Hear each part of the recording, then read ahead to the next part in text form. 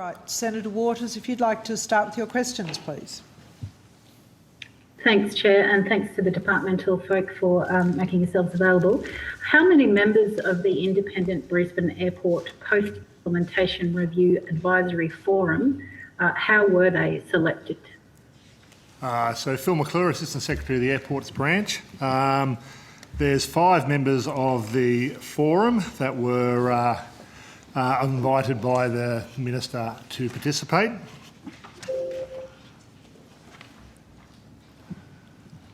Yes, and how were they selected?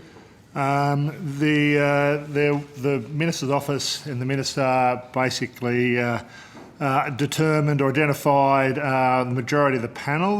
The department gave some advice. They were looking for an academic, gave some advice around who might be an appropriate person, and the department also made a suggestion that to assist the panel link back to existing community groups involved with the airport, that Mr Nigel Chamber also be involved.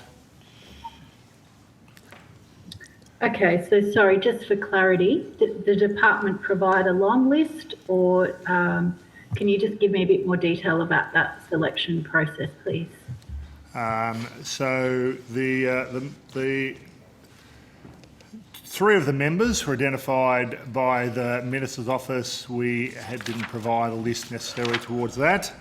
We were asked specifically around who might be other appropriate people with some more technical knowledge in that academic or industry space, and we provided some names along those lines to fill one of the other positions. Okay, thank you. So with the 3 that were identified by the Minister's office, did the department have any input into selecting or scrutinising the expertise of those 3 folk? We didn't. Right. And are you aware of what process the Minister's office used to choose those 3 reps? Not exactly. The Minister's office, my understanding, they're looking for prominent people who could represent the community, were well versed in those types of roles. So there's, and they were looking for some bipartisan type arrangements. So those well-established community representatives were identified. Oh, okay. So if they're after community reps, but they didn't ask the department to provide the suggestions as to whom, I'm just a bit unclear on how the Minister's office knew where to look or how to identify those people. Sorry, right. Senator, we can't probably speak exhaustively to what process the Minister's office went through. Okay, well, thank you. Can I just ask now, and I'll try to get it done in the time frame because I'm conscious there's morning tea break coming up, what budget has been allocated to the work of that advisory forum? The panel members are being remunerated depending on the amount of meetings, the amount of time, potentially outside meetings or other forums that they might attend. At the moment, we have a budget of around $40,000 to support the panel. Okay, thank you. And so are all of them being remunerated? They're all being remunerated. Okay, and according to how many meetings and commitments they have? Yes, that's right. It's based on the normal remuneration in the department's appointments guidelines and in line with the remuneration tribunal allowances.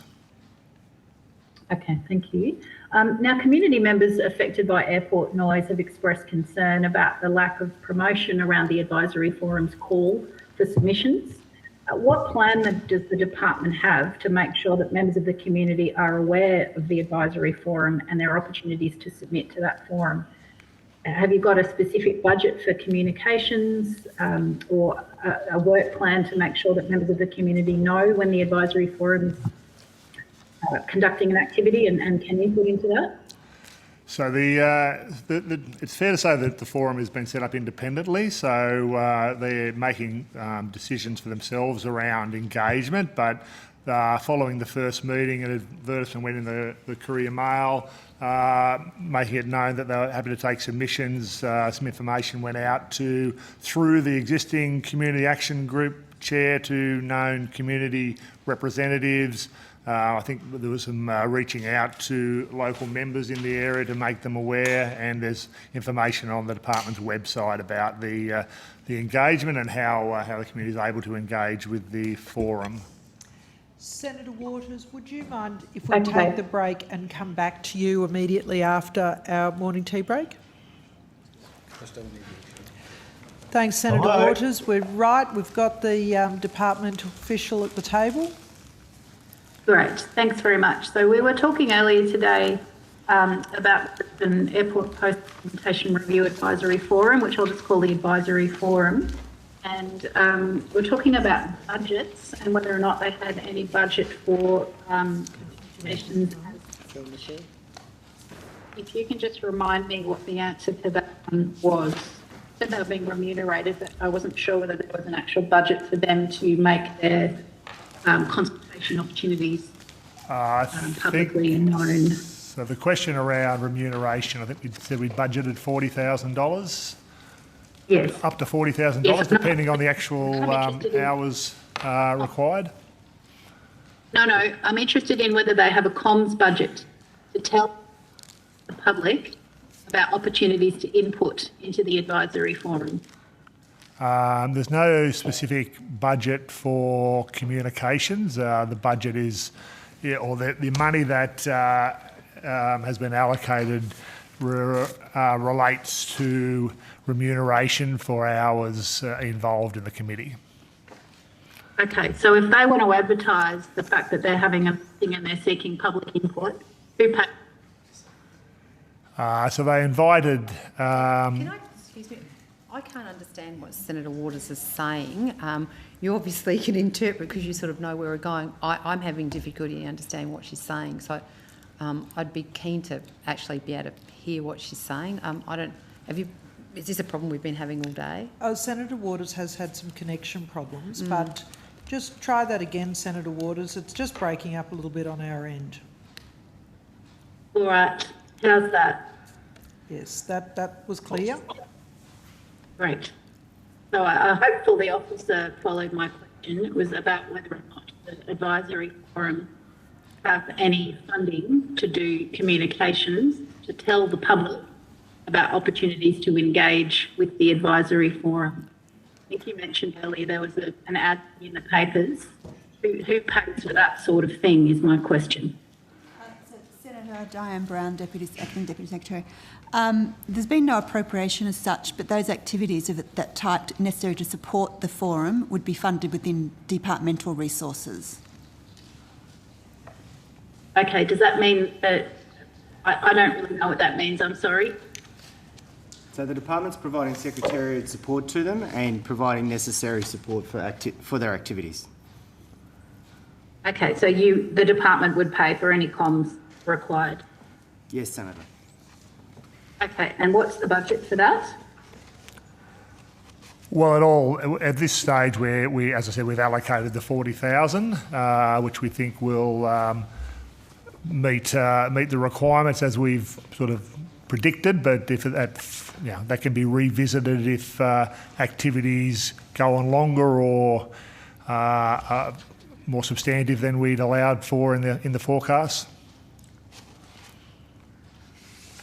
All right.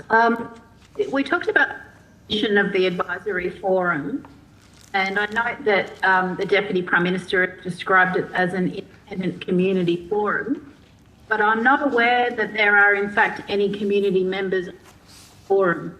Are there any community members on the forum? I think someone needs to be on mute, actually. That's actually the cause of the problem. A lot of you are too.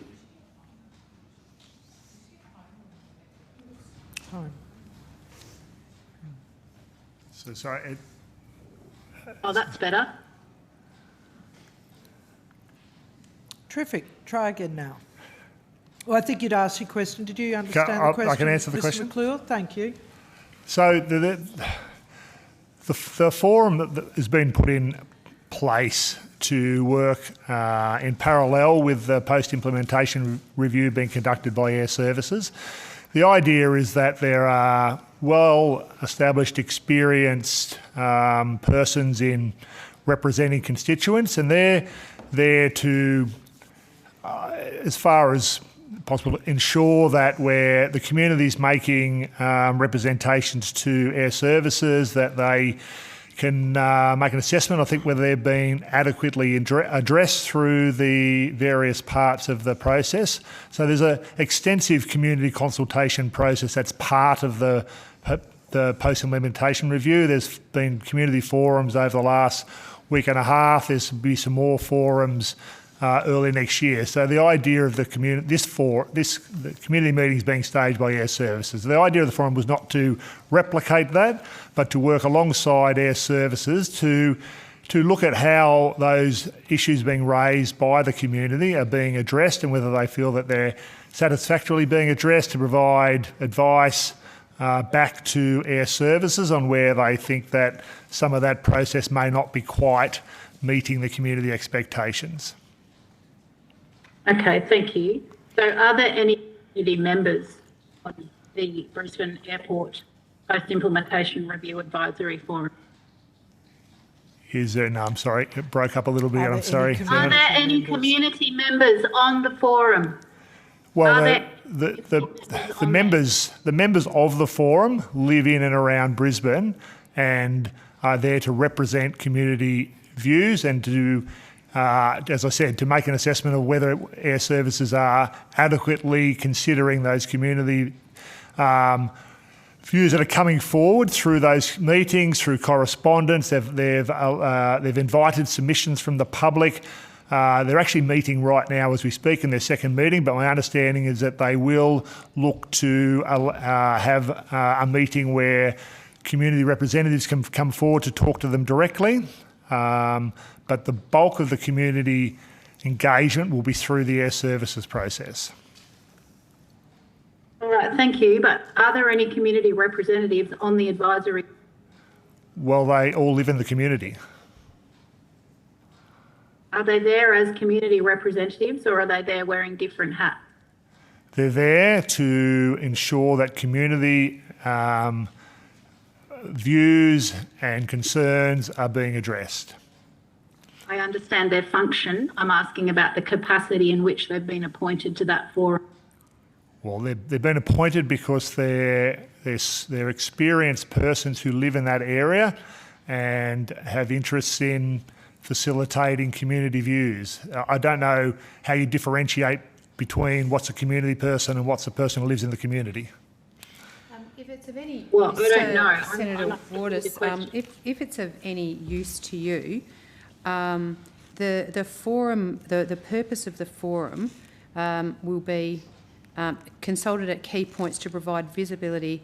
So the process to review documents being released for community and stakeholder consultation and to provide visibility of how feedback from stakeholders in the Brisbane community as a whole. So it's not the purposes and the process of the community consultation will be undertaken by Air Services. What this group does is sort of provides an overview in terms of being able to review the process as it relates to what are obviously some quite complex processes that are associated with a process as this. So it's a community-oriented forum as opposed to the specific community consultation being undertaken by Air Services. It would be my reading of the terms of reference and the purpose of this group. Thank you. I was simply pointing out that the Deputy Prime Minister has described it as an independent community forum, but there are in fact no independent community members on there. So perhaps if you could table for me who is on the advisory forum and the capacity in which they are on that forum, that would be helpful. And my last question is, will you extend an invitation to the Brisbane Flight Path Community Alliance to join the advisory forum? I wouldn't expect that there would be an invitation to join. They would likely be one of those community groups that will be invited to address and put their concerns directly to the forum. Okay, and why wouldn't you expect they be invited to join the forum? The forum was set up to be a reasonably small group that representatives across.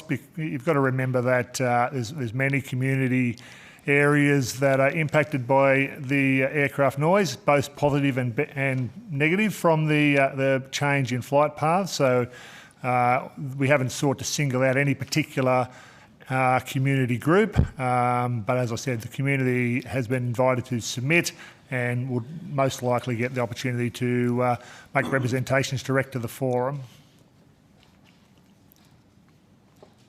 All right. Thank you.